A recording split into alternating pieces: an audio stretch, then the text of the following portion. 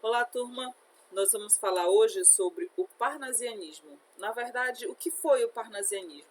O parnasianismo é uma escola literária que surge no mesmo período em que está acontecendo o realismo e o naturalismo, né? E ele vem nessa sequência, sendo que ele traz aí, a partir daí, algo mais clássico para a nossa literatura. Como ele é uma escola literária que surgiu na França, eles tentam resgatar algumas tradições mais clássicas, né? E aí, a partir daí, a gente começa a ver esses detalhes dentro dessa escola literária. O parnasianismo, ele representou esse movimento poético, tá? Que surgiu na Europa por volta do século XIX. O início dele no Brasil, ele acontece com a publicação da obra Fanfarras, do autor Teófilo Dias, que na verdade esse movimento, essa escola literária, na verdade, ela permanece de 1889 até 1922, quando começa a Semana de Arte Moderna, ou seja, o início desse movimento modernista. Nós temos aí dentro do parnasianismo uma linguagem mais clássica, né? Clássica porque eles tentam resgatar toda essa postura clássica europeia, objetiva, né? Porque eles vão sempre direto ao ponto do que tem que ser falado. Racional, porque eles usam a questão do racionalismo para que você possa ter a ideia do que está sendo trabalhado. Impessoal, de forma refinada, descritiva e realista. Impessoal, porque eles não vão direto ao ponto em dizer que determinada coisa está sendo indicada a outra, a uma pessoa, não. Eles colocam de forma racional e impessoal, tá? É uma escola que busca a perfeição estética e o culto à forma, utilizando assim vocabulários mais raros, uns recursos como metrificação, versificação. Então, quando você começa a observar os sonetos, as poesias parnasianas, você vê essa estrutura poética fixa, aquela questão de 2 quartetos, 2 tercetos, a parte da metrificação com rimas ricas, né? A sonorização, tudo de uma forma perfeita. Dentro dessa escola literária, nós temos as principais características. A primeira delas é a arte pela arte, ou seja, eu vou falar de algo que é arte sem precisar colocar algo que não esteja relacionado a ela. Eu vou falar dela inteiramente. O exemplo que eu coloquei aí, eu botei esse vaso, ele nos faz lembrar do vaso chinês, né, que é também um soneto do parnasianismo. E esse vaso chinês, ele vem fazendo no soneto toda a descrição da forma como ele foi, a forma dele talhado, o que ele representa, o sentimento no qual você pode observar dentro de, quando você costuma falar sobre o vaso. Ele tem um rigor estético e forma poética de ser trabalhado, né? Dentro das características do parnasianismo, nós também vamos encontrar essa questão da objetividade, ou seja, o objetivismo, o universalismo e o racionalismo, dentro do que está sendo colocado. Nessas características do parnasianismo, a gente vê também o cientificismo, o positivismo, pensamentos científicos, filosóficos da época, né, a questão do homem em si. E aí eles se baseiam em temas voltados para a questão da realidade, descrição de detalhes de cenas e objetos, como a gente falou sobre o vaso, né? Colocar toda a forma como ele foi talhado, emoldado. Dentro desses temas, eles também costumam colocar como um resgate ao que era clássico, né?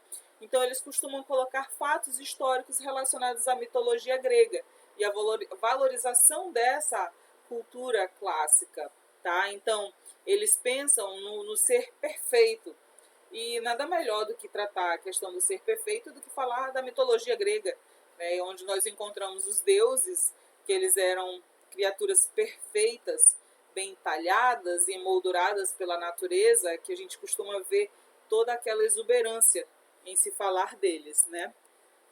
Continuando, ele busca a questão da perfeição, a poesia lógica complexa, a preocupação da estética da metrificação. Tanto é que os sonetos eles têm os 2 quartetos e os 2 tercetos, né? Então, distribuídos de forma clássica, de forma comum, sendo colocada naquela ordem. Comumente falando, né, uma forma bem estruturada. Aí nós temos a questão da sacralidade e o culto pela forma, ou seja, eles tinham uma certa religiosidade dentro do que era falado. Uma oposição ao romantismo, como também comentamos anteriormente, eles não eram favoráveis a questões românticas, e sim ao que eles poderiam colocar lá, idealizando tudo que estava sendo trabalhado. A linguagem clássica, refinada, rebuscada e de uma forma impessoal, né, descrevendo bem o que era apresentado naquele momento. Aí nós temos aí uma escansão do poema ao soneto de Luís Vaz de Camões, né? Amor é fogo que arde sem se ver, é ferida que dói e não se sente, é um contentamento descontente, é a dor que desatina sem doer, é um não querer mais que bem querer, é solitário andar por entre a gente, é nunca contentar-se de contente, é cuidar que ganha sem se perder, que ganha em se perder. Então, olha só, a gente pode ver com relação a essa parte da metrificação, a estrutura como ela é feita, a divisão, lembrando sempre a questão das uniões das vogais, o que a gente chama também de elisão, na hora que você vai falar. Então, você coloca amor, é fogo que arde sem se ver. A gente encontra aqui, olha, uma elisão, onde nós temos o que arde, porque faz a união de 2 vogais, certo? E que, ao mesmo tempo, elas permanecem na mesma sílaba métrica, né? na sílaba poética. Então, a gente pode observar e a gente vê também a questão da sonorização. Ver, doer, sente, tente, querer, perder, gente e contente. Então, a gente vê essa questão da preocupação na sonorização. Aí nós temos também o parnasianismo em Portugal, que ele foi um movimento literário restritamente baseado na questão do parnasianismo francês, né? Naquela questão do lema arte pela arte.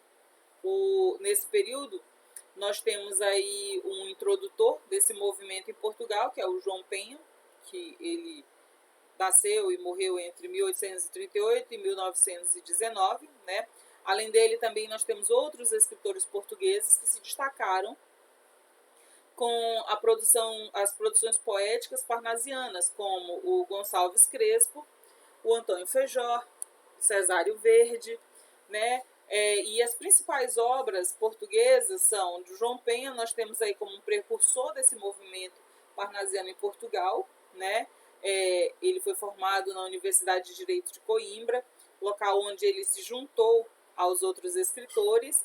Ele foi fundador e diretor do jornal literário A Folha.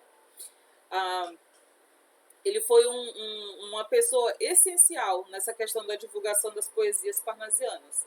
Nós temos o Gonçalves Crespo, né, que embora ele tenha nascido no Rio de Janeiro, ele era filho de pai português e era considerado um dos mais importantes poetas parnasianos em Portugal. Né, na sua obra, elas destacam-se as miniaturas noturnas e as obras completas. Aí nós temos o Antônio Feijó, que ele foi nascido no interior, no norte de Portugal, né, Ponte de Lima. Feijó, ele era um importante poeta parnasiano, ele foi diplomata, ele formou-se em Direito na Universidade de Coimbra, ele dirigiu a revista científica e literária. De suas obras poéticas, elas se destacam em Transfigurações, Líricas e Bucólicas e As Ilhas dos Amores.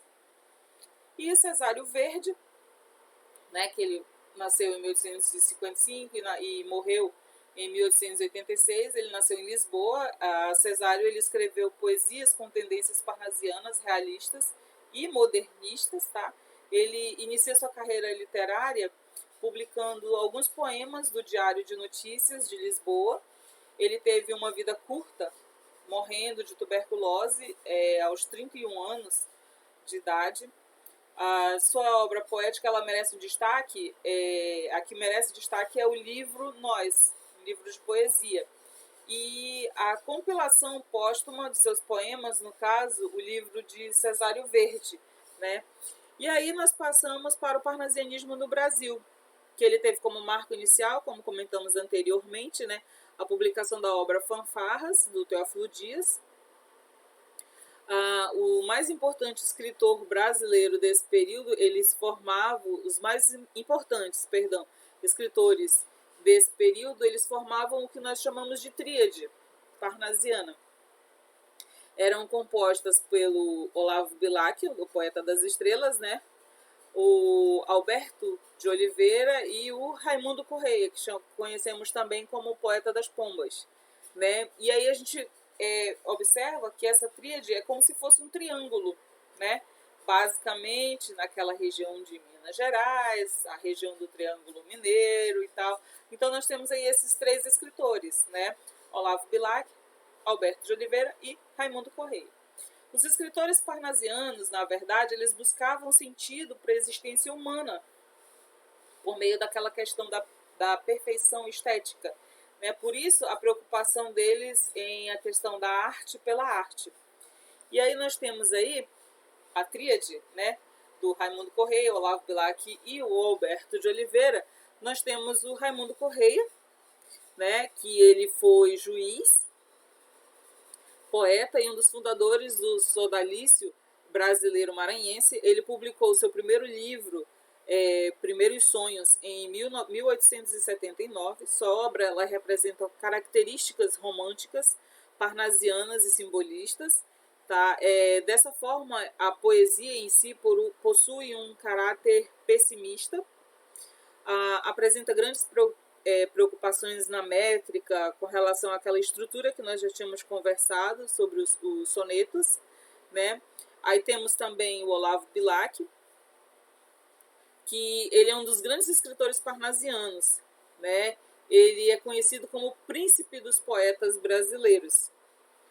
Ele foi jornalista, tradutor, poeta e um dos fundadores da Academia Brasileira de Letras.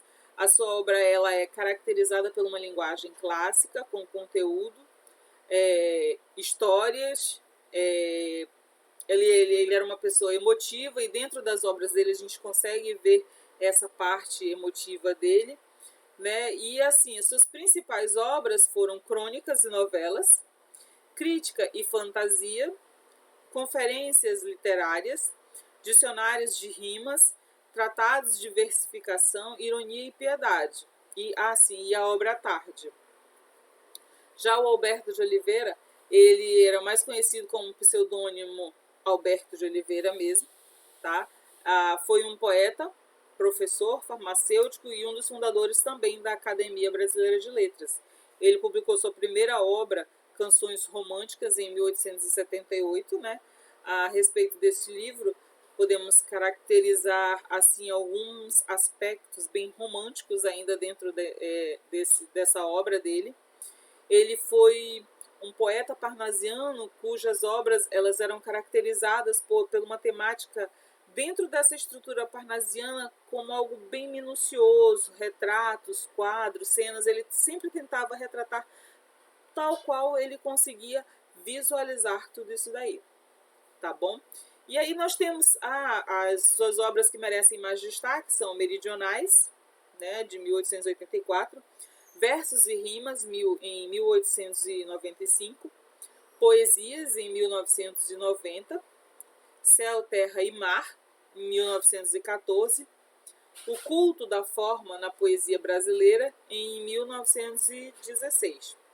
E aí, então, é isso, gente, que nós tínhamos para falar sobre a questão do parnasianismo. Nós ficamos por aqui, certo? E nas próximas aulas nós daremos continuidade às nossas escolas literárias, tá bom? Obrigada!